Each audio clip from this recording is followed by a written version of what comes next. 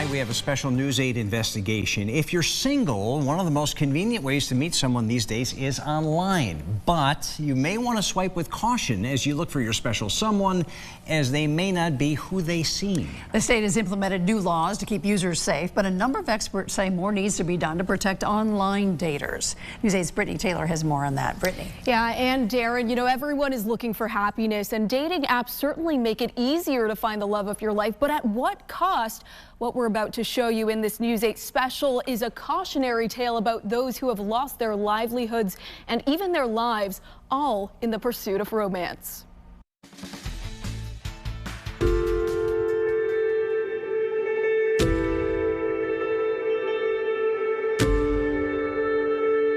We live in a digital age. We shop online, order our food, and even find romance with an app. Online dating is booming in popularity now more than ever.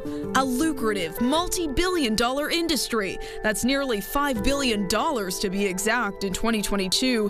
300 million users worldwide.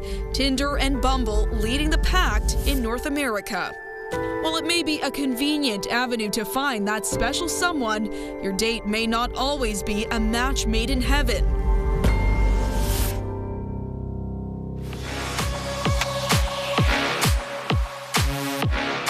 She lights up a room when she walks in. She was funny, silly. We used to shop together, get our nails done together. I mean, she was the best daughter. Lauren Smith Fields, a 23-year-old college student with a dream. A chiropractor was her field of choice, her side hustle, a beautician. But on December 12th, 2021, that dream turned into a nightmare. Her mother, Chantel, called. I think it was like maybe around 11:30 or 11:40, whatever. And I kept on calling her, she wasn't answering. I'm sitting there and I'm like, something doesn't feel right. A mom knows when something's not right. A few days later, Chantel showed up at her daughter's Bridgeport home. There's a note on the door saying, if you're looking for Lauren, call this number. I called the number, no one picked up. The incident report obtained by News 8 revealed that Lauren had been spending the night with a man that she met off Bumble, and that man reportedly told Bridgeport police that she had gotten sick after the two had been drinking, and that he woke up next to her to find blood coming out of her right nostril and that she wasn't breathing. The office of the chief medical examiner revealing Lauren died from acute intoxication due to the combined effects of fentanyl, promethazine, hydroxyzine, and alcohol. Her death was ruled accidental. The man she was with was never charged. No peace! No justice! But the young woman's family continues to search for justice, launching a $30 million civil lawsuit against Bridgeport police and Bumble. Bumble, it was the whole reason why they connected. But they've taken a lot of remedial measures since then to try to make things safer, which indicates to us that there were some chinks in the armor. Attorney Darnell Crossland says the company failed to meet their duty of providing information that would assist authorities in their investigation. Bumble did not respond to our request for comment. And I've had people blame me and say, well, why did you bring this person that you only met one time before to a house where you were working? I said, well, because I paid thousands of dollars for him to be checked, and I thought that he would be a safe person. 74-year-old Lori Sharonay has been married and divorced twice. Seeking a third chance at love, she turned to an online matchmaking service in 2017. Wary of mainstream dating apps and having been raped twice before, she paid thousands of dollars to guarantee the people she would meet up with would have a criminal background check. Sharonay was matched with a retired doctor.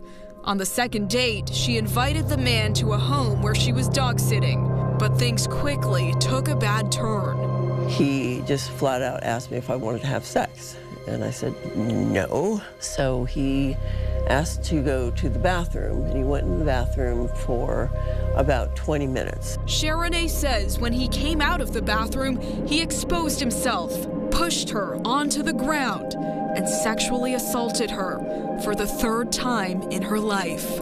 I was afraid he was insane. You know, if I don't do what he's telling me to do, he could slit my throat. He could kill me. Sharon A. says she told police and the company, Connecticut Dating, that set her up, but no one believed her.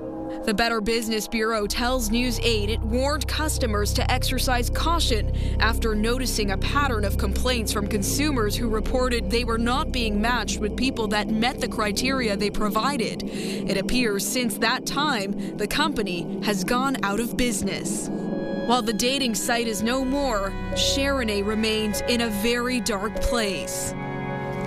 I have attempted suicide in the past.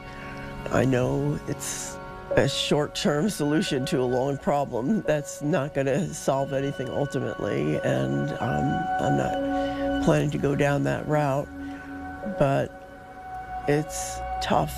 Beth Hamilton works very closely with survivors of sexual violence.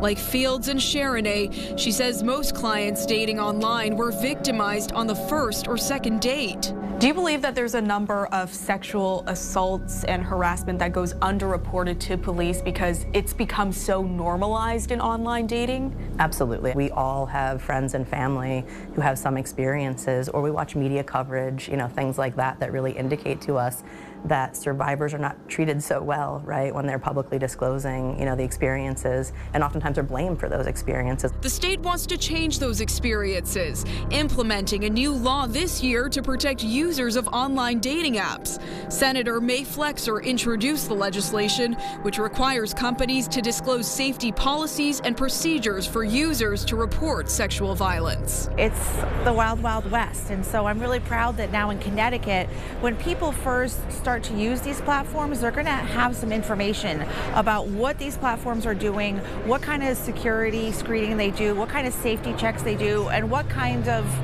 screenings they don't do. But as work continues to make the swiping experience safer, for Chantel Fields, there is no measure that could ever bring her daughter back. I miss my daughter. I just really miss her. I'm sorry. There's not a day that passed I don't think about her.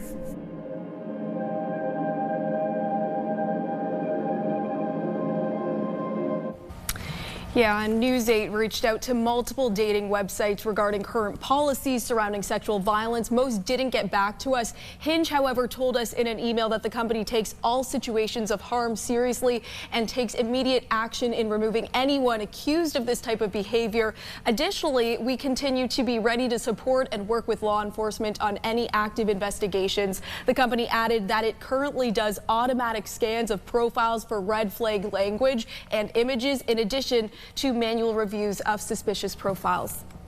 So what are some safety tips? Because it makes you afraid to get on any of those apps. It certainly does. We did get some safety tips from the Connecticut Alliance to End Sexual Violence. One of the first things that you should do is tell a friend where you are going prior to meeting up with them. Let them know the time, the location, these types of details. Another thing that you're going to want to do, Ann and Darren, is do your research. Do a quick Google search. Make sure this person really is who they are saying that they are. Verify their identity, check their social media. Just try and get as much information as possible. You're also going to want to have a conversation with them about personal boundaries before you meet up with them. What you are comfortable with, what you're not comfortable with.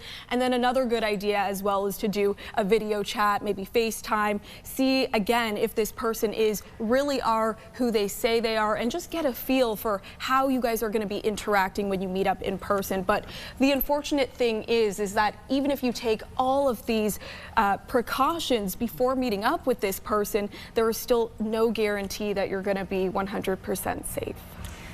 Gotta be careful. Yeah, big deep breath. Great information. Thank you so much. Brittany Taylor, we appreciate it. Listen, if you have a story you'd like us to investigate, just send us a confidential tip to investigate at WTNH.com.